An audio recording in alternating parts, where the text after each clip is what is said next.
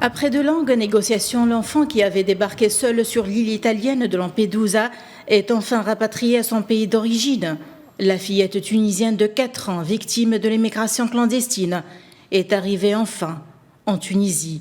Ses parents l'attendaient avec impatience.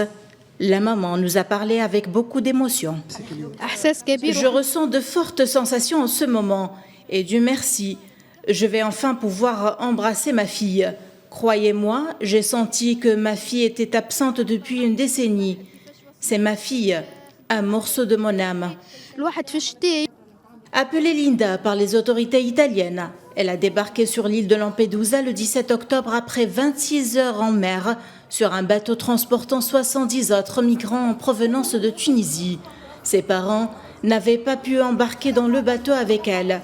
Les autorités tunisiennes les accusent d'abandon de mineurs et leur ont imposé une interdiction de voyage.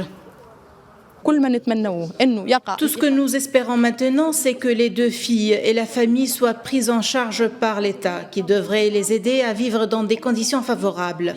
En fait, les parents sont des victimes et ne devraient pas être traités comme des criminels. Finalement, cette famille cherche le bien de ses enfants. Les parents ont souhaité une vie meilleure pour leurs filles. Ici en Tunisie, toutes les portes ont été fermées devant eux. La famille est victime de conditions sociales difficiles. La famille originaire de la ville Saïeda, à quelques 160 km au sud de Tunis, avait pris la décision de tenter sa chance en Europe en raison de la crise économique et politique qui frappe actuellement la Tunisie.